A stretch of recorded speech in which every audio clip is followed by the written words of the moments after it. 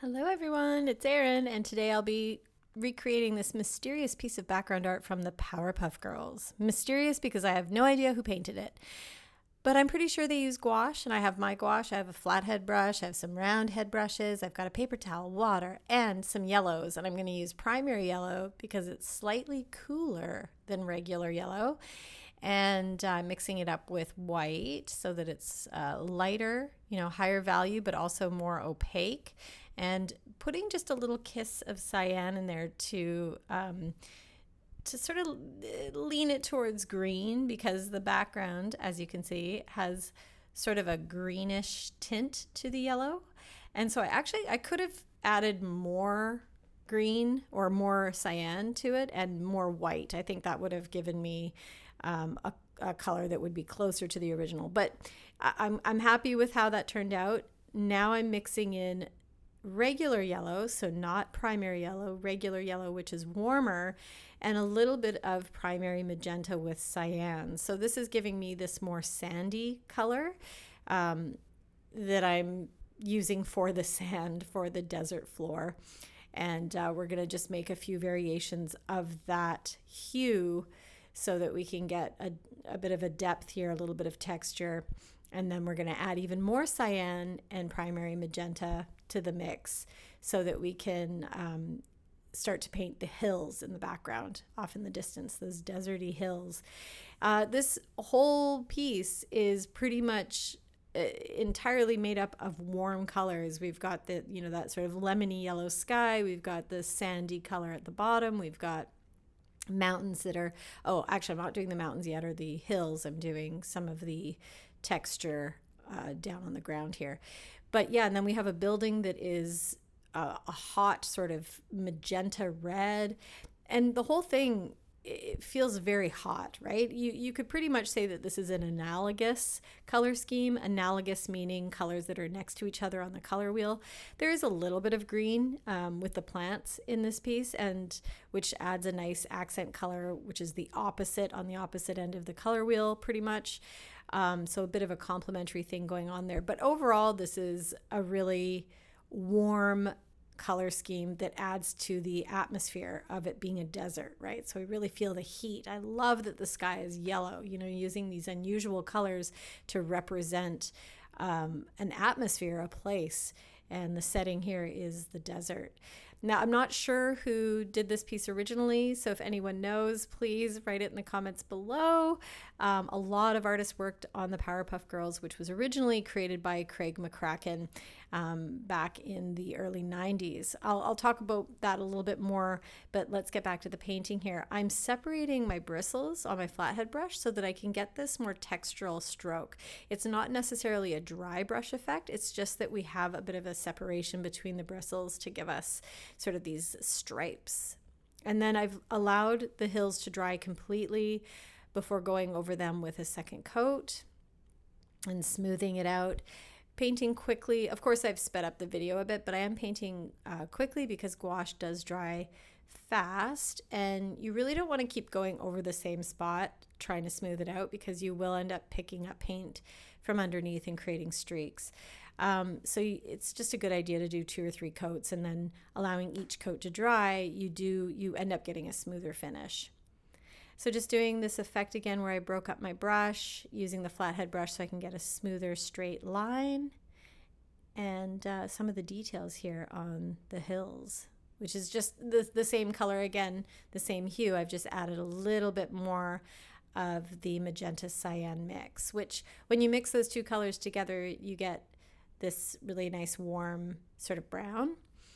And yeah, using my round head brush there for those smaller details. And now I'm just adding a few little rocks to the ground. Excellent. So Powerpuff Girls, one of my all-time favorite cartoons, animated series that was on the Cartoon Network, originally produced by Hanna-Barbera, created by Craig McCracken, as I mentioned. And he originally created a short film called Whoop-Ass Stew when he was attending Cal Arts back in 1992. And then Whoop-Ass Stew, which starred these little girls that had superpowers, turned into the Powerpuff Girls. And Powerpuff Girls is made up of a ton of amazing characters, but the main characters are Blossom, Bubbles, and Buttercup. And I used to be able to do a really good Bubbles impersonation. Let's see. Well, I've seemed to accidentally flush myself down the toilet. I'm so sorry. That was awful. Anyway, one of the voices on the show, Buttercup's voice, was done by E.G. Daly, who I loved back in the 80s. She was in Valley Girl and also Pee-wee's Big Adventure, and she was a singer. And she just had the most original, raspy, cute voice. Okay, I'm now mixing up the color for the building, which is red and magenta and a bit of white. And I've added a little bit of that sort of brownie mixture too. And a little bit more white here because I realized it was far too dark. It is going to dry slightly darker too. Remember, with gouache, it tends to dry darker. And you do want to add a little bit of water at a time so you can get that nice creamy consistency. And then you can see I'm adding a tiny bit more of the cyan just to desaturate it a little bit, cool it down a little bit. And there we go. Using my flathead brush to get that nice straight line. And yeah, there we are. So what else can I say? Oh, let's quickly talk about my painting party that happened last night. I did an online Zoom Replicant Paint Night, 3 hours of painting. Thank you so much to everyone who joined and came and party painted with us. We recreated a piece of concept art from Cinderella, originally done by Mary Blair. It was really fun.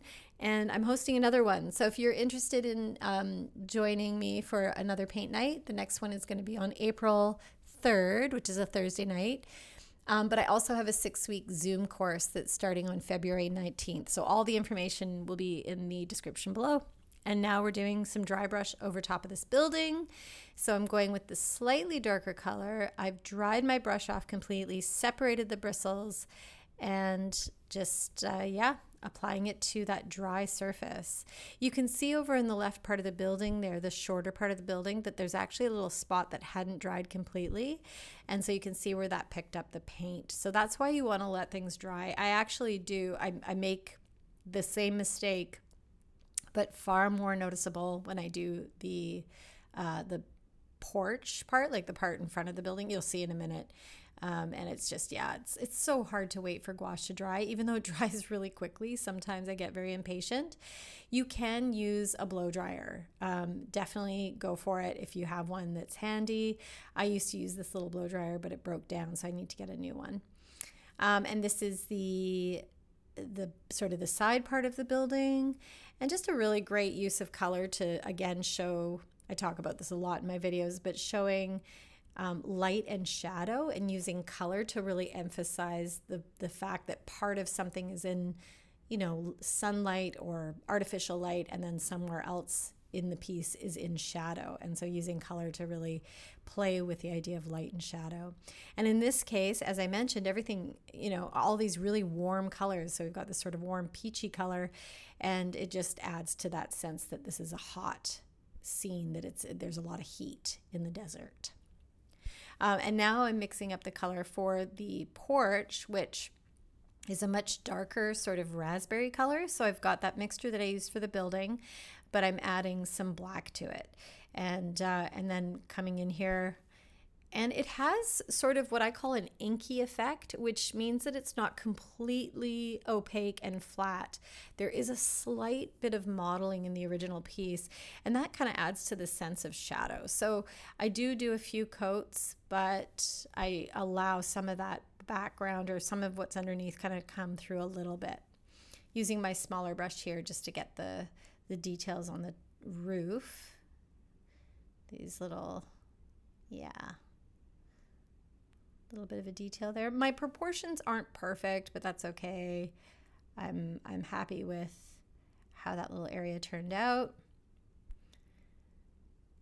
And doing the second one here. And this number 6 brush, I'll always talk about the number 6 brush. I'll always talk about the benefits of using a brush this size because it holds a lot of paint, but also has a very pointy tip so that you can get those details in. And because you're holding a lot of paint, you don't have to go back and reload your brush. doing these details here, I feel like I could have been a little bit more intentional with them, but that's okay. Just quickly putting those in.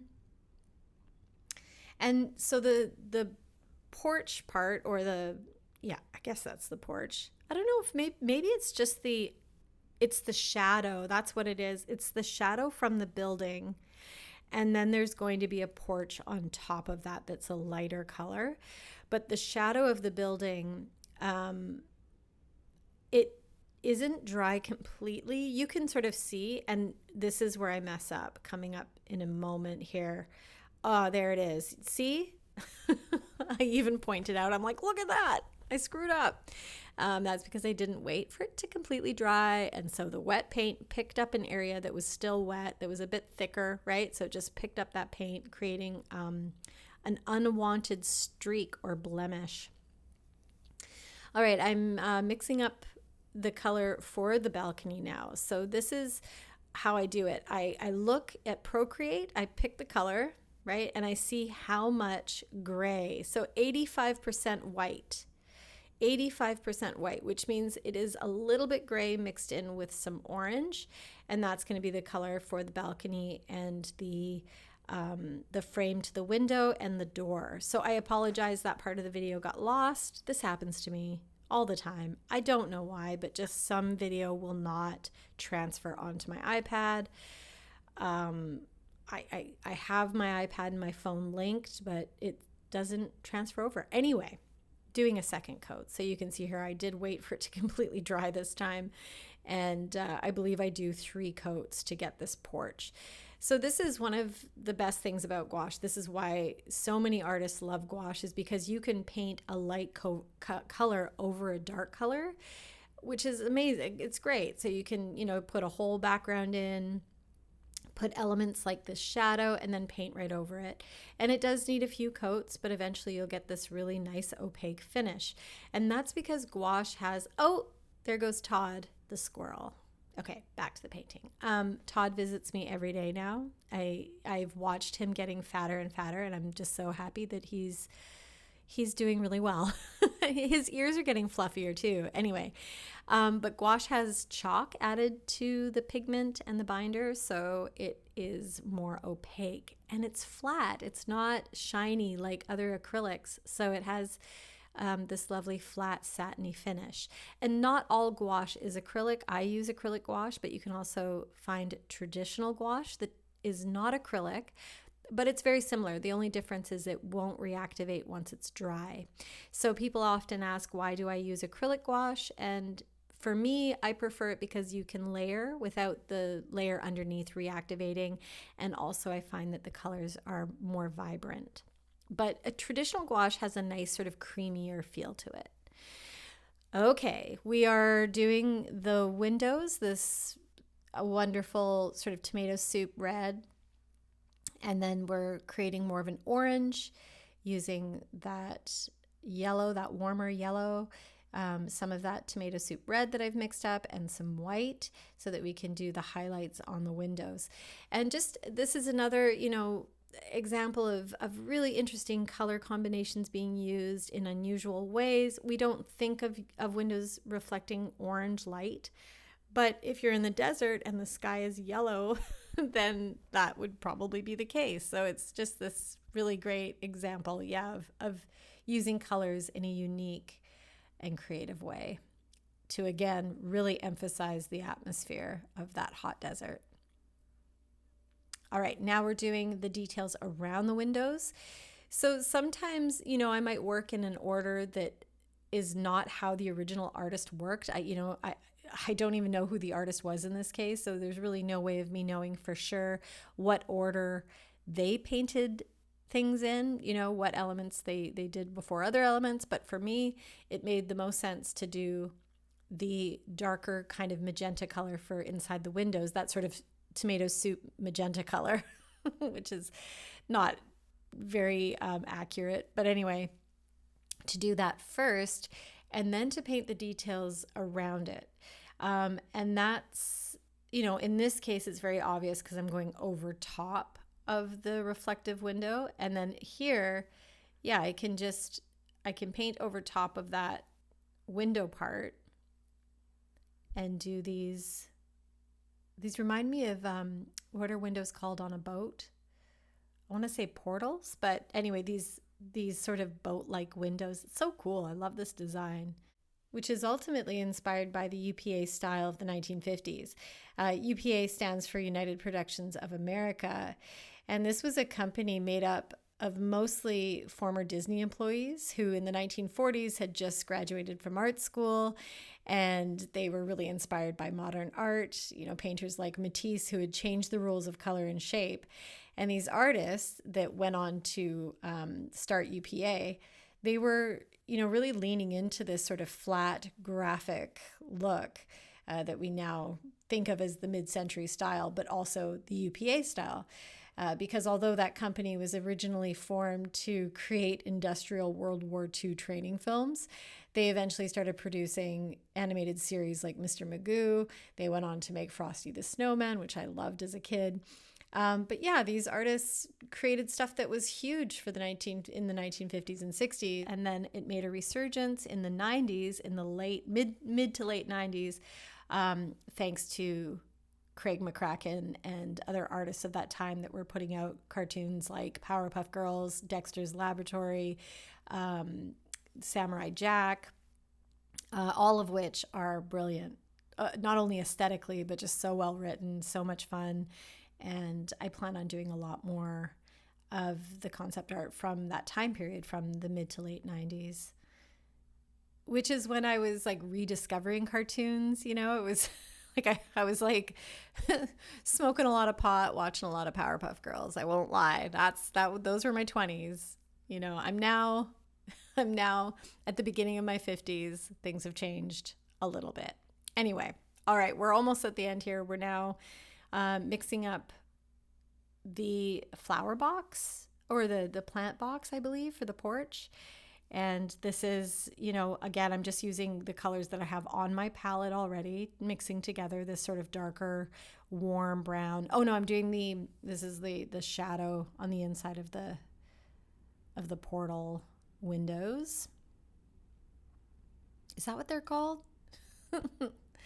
It wouldn't be a Children of the Craft Aaron video if I didn't not know the name of something. It's just kind of the way I roll. Oh, this is a mistake.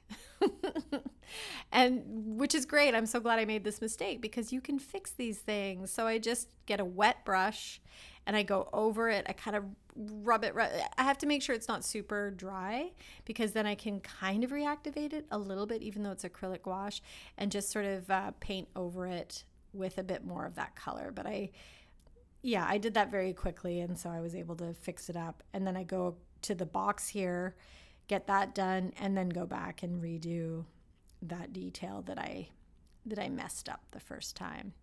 And the thing is when you have extra paint, you can always just paint over things. Again, with gouache, it's awesome because you can paint light over dark and you can fix things up. It's pretty forgiving.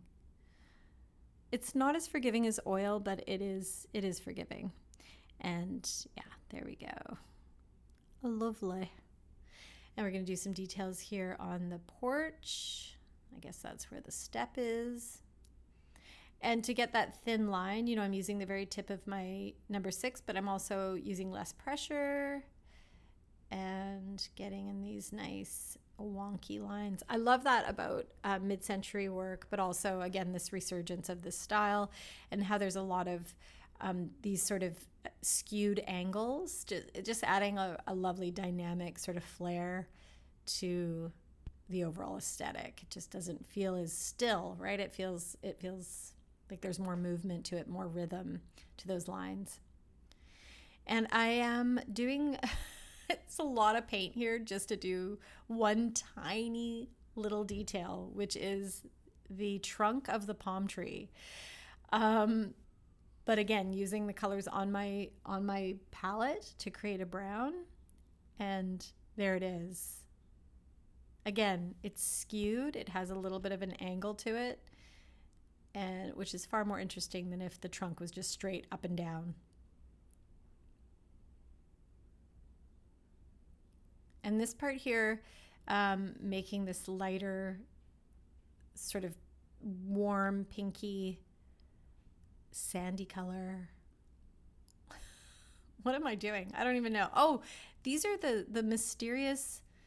They look like, I'm going to call them stink lines. They're not really, like, you know, in cartoons when they show like something that smells like food or someone, it's usually food, right? That smells. And then you get these wafts of the smell through these very gestural sort of calligraphic lines. And so I'm not sure what is smelling here, but that's what I think it is. And it's been so long since I've watched the Powerpuff Girls that I don't remember what episode this is from. But I think I'm going to revisit the show. I think I'm going to try to find a way to watch all the episodes because it is really so charming. It's the best. And some little details there on the roof. And we're almost at the end. We're just going to make a green color here now for the greenery for the plants on the porch and the little palm tree. And it's kind of like a sage sort of color. It has like a more of a turquoise green to it than a yellowy green. So yeah, we've got cyan here, quite a bit of cyan, a little bit of yellow, and then white. And it just pops so nicely against that pink. So those are complementary colors, right? That green and pink. And yeah. I needed to do a few coats in front of the building there so that it would show up because, yeah, there we go. And the little stems, which you can barely see. So I had to do a few more coats, make them lighter. And last but not least, we're going to do the cloud. So this cloud, I think it turned out okay, but what I should have done in retrospect, I should have done the cloud part even more transparent. So there's quite a bit of water there. You can see I added a lot of water to the white because I knew I wanted it to be less opaque so that the outline would show up more. There's this sort of brighter white outline, gestural outline. And I tried doing it with a pencil crayon and it did not work at all. So then I painted it. What would have worked is an ink pen, like a white ink pen would have been perfect, but I did not have one. I don't have one. So I decided to just fill it in with a more opaque white and then paint another line a little further out. I don't hate the way it turned out, you know, like I'm like, okay, this was a good fix. But again, I wish that if I had an ink pen, that would have been great. Or if I'd done the cloud itself a lot more transparent. But in the long run, it worked out okay. Taking the tape off, doing the big reveal. Love this piece. Thank you so much for watching, everyone. I hope you enjoyed this. And if you know who the artist is, please let me know. Don't forget to like and subscribe. And go check out the Powerpuff Girls. Okay, have a good day, everyone. Bye.